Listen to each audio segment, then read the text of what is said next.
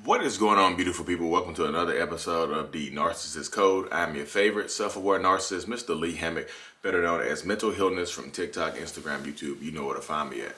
If this is your first time seeing my face or hearing my voice, I'm a diagnosed narcissist, and I use my platform on social media to raise awareness for NPD, get more people into therapy, and also validate the victims and survivors of said disorder. Today's episode is going to be about the fastness, like why narcissists move fast, how it like relativity when it comes to a narcissistic relationship, why it feels like even though you've only been in a relationship with a narcissist for 3 months, why it feels like 3 years, and that goes all into the love bombing phase. I know I talk about a lot about the love bombing and the idealization phase of the narcissistic cycle on my channel because it's a very important important cycle, because most narcissists love bomb. Not everybody gets love bombed. First of all, it just doesn't happen for everybody because the circumstances on how y'all meet and how y'all get together dictate whether or not you're going to be love bombed. If you are the person that approaches that narcissist, if you are the first person that shows interest and you pursue that narcissistic person, more than likely you won't get love bombed. And cultural narcissism is a thing too, because sometimes narcissism is built into the culture. So in that aspect, like if you get an arranged marriage, you won't get love bomb either.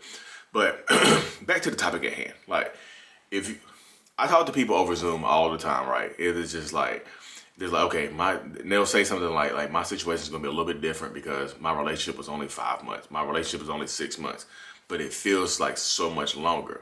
And then when they start telling me their story and they talk about their relationship, it does sound like they're describing a 5-6 year relationship instead of a 5 or 6 month relationship. And here's the reason why. Because narcissistic people, like, we like to move fast. We just do. We pile up a lot of stuff into a very short, compartmentalized section of time. Like, we were literally like pile it all together, put it all in one big basket, and hopefully you'll get sucked into it long enough. We'll give you a lot of highs and a few lows in a very short period of time. That's why the love bombing phase, so much time, effort, and energy goes into the love bombing phase that literally you'll do stuff. You move fast. You just do. Like, you'll be pregnant and living together within 3, 4, 5, 6 months. And it takes people years to get to that point. It takes a normal relationship. It might take them 2, 3, 4, 5 years, 10 years to move in together, have a baby, get pregnant and stuff like that. Whereas a narcissist, we move quick. You be living with us in 2 months, 3 months, and things like that. Because a lot of narcissistic people have abandonment issues, y'all. I'm afraid you're gonna leave me. I feel like you might be my person, so I'm afraid you're gonna leave me. So I need to get you with me quick. So I'm gonna put it all up front very fast. You know what I mean? And I tell a lot of people this too, is the fact that narcissists like date in reverse. Like, we literally date in reverse. Like, you get all the good stuff up front. There's no build up. It's all up front. It's all from the top of the mountain, from the peak. It's like peaking in high school. Like, when you peak in high school, everything is downhill from when you're 18 years old, which is terrible. But when you peak in a relationship very early, everything is downhill in a relationship. Like, we date in reverse. We're going to tell you we love you really quickly. We're going to try to get married to you really quickly. We're going to try to have a baby by you really quickly. The relationship will move as fast as you allow it to move. That's why I tell people, like, how do I avoid narcissists? How do I avoid them? I'm like, you slow down. You set boundaries. You have to. I know.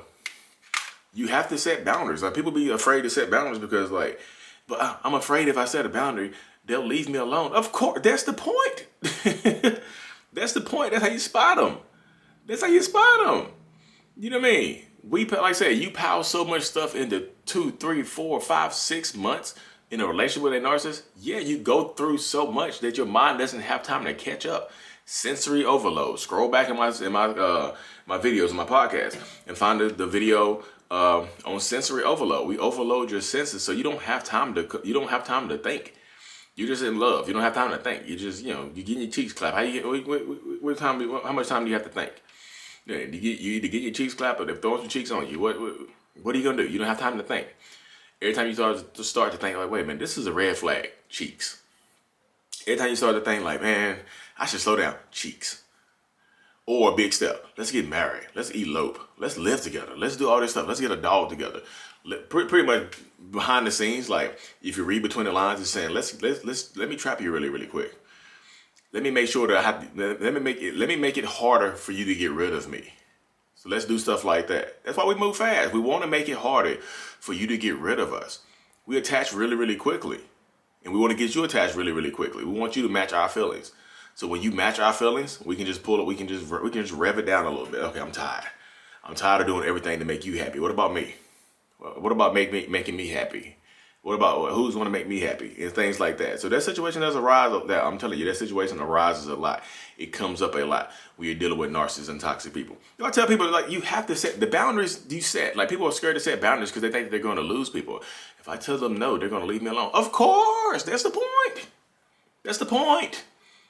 That's the point. And like that fear right there, that fear of being alone, that fear of them leaving you alone is what's going to keep you in this narcissistic relationship way longer than what you're supposed to be in it.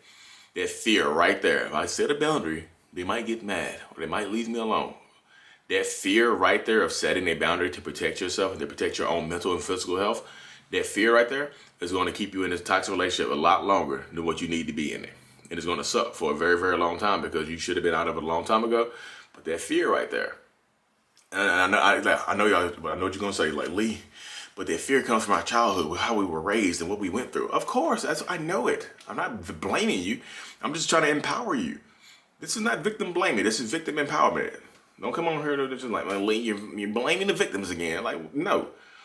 But there has to be some kind of accountability. Set your boundaries. You have to. If you watch this video and still don't go set your boundaries, you can't blame, like, you're going to try to blame the narcissist. Like, I didn't set a boundary and they ran over top of me. Of course, they're going to run over top of you. They're going to get what they can get out of you. That's why we pile stuff up so quickly. That's why it feels like you've been in a relationship with us for 7 years when you've only been knowing us for like 7 weeks. It's so much piled in. You done met the kids. You done met the family. You done living together. You're working together, especially if you work together. Oh, God, that's even worse. If you work together, Jesus. There's so many moving pieces in situations like this, y'all. That's why I tell people you have to tap the brakes. Tapping the brakes. Like, if this relationship is a car, you are a passenger in the car. It's like a driver's ed car. There's steering wheels and there's pedals and there's gas and there's brakes on both sides of the car. You are a passenger or you are a driver. You can tap the brakes. Tap them. Tap the brakes. Tap them. Don't be afraid of, and when I say tap the brakes, I mean slow it down or set a boundary. You don't need to be moving that fast. If people are telling you, like, hey, this y'all moving a little too fast, they're not jealous. Sometimes, could they be jealous? Yeah, they could be jealous. But sometimes they're just trying to warn you, especially if they have no reason to be jealous. Ask yourself, like, do they have a reason to be jealous of me?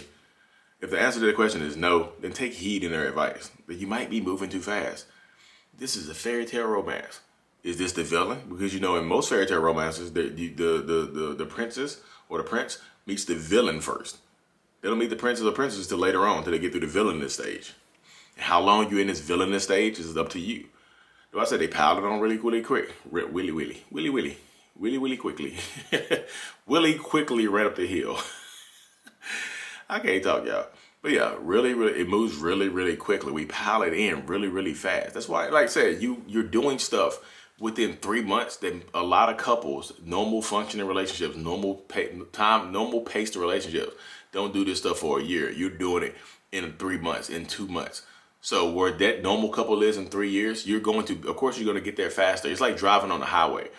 It's like you're in a car on the highway. Like, your relationship is in a car on this highway, and a normal functioning relationship is in the car right beside you. If you are going 80 miles per hour and that car beside you that normal functioning car is going 40 miles per hour, you're going to hit mile markers and milestones way before the other car is. And when you blowing past them, like, whoa, we're going way faster than them. Woo, hit the gas, baby, hit the gas. We're going 90 miles per hour now. That car's still going 40 miles per hour. Guess what happens? When you're going that fast, when you're piling that much stuff in, when you're burning that much gas, you're going to run out of gas a lot faster than the other car is. The other car is a Prius, by the way. You got a fast car. You got an SUV. You got a Cadillac Escalade or something. You go 90 miles per hour on the highway. They got a Prius that gets 60 miles to the gallon, and they're going 40 miles per hour. So they're going to outlast you. Even though you're getting to those mile markers a lot faster than they are, they're going to go past you and outlast you. And you're going to be exhausted because you had those same experiences that they had, but you got to them a lot faster and probably not in the most healthiest of ways. So slow it down, tap the brakes. Don't race. It's not a race. It's not a race, y'all. It is not a race. It's a journey. You want to say slow down. Don't let them pile so much stuff. If you're doing stuff that you know you shouldn't be doing, if it doesn't feel right, it's probably not right. Your intuition, y'all, trust your intuition, because your intuition is there to help you. Your heart is there to try to make you happy and make you feel good. Your intuition is there to save your life and protect your heart. You know what I said? Trust your intuition because it's there for a reason. It's there to protect you. It's not there to hurt you. Your intuition doesn't hurt you. Like your intuition is like when you walk to the edge of a cliff, your intuition, your conscience is saying like, hey, don't jump into over this damn cliff. Don't take another step. But your heart is like, but the love of my life is at the bottom of this cliff, and the fastest way I can get there is to jump off of it. Which one are you going to trust? You're not, and plus, when you jump off that cliff, you will not survive. It's an unsurvivable fall. You will not survive this fall. So think about that cliff analogy for you. I dropped some fire analogies in here too, off the top of my head, y'all. Off the top of my head, like, whoo, I'm on the road this morning. It's the morning after Christmas too. Oof. Anyways, y'all, thank y'all for tuning in. I really, truly appreciate y'all. Like and subscribe for more. Tap the brakes. You're a driver in this car too. Tap the brakes. Mental illness is out. Peace. Y'all know my podcast.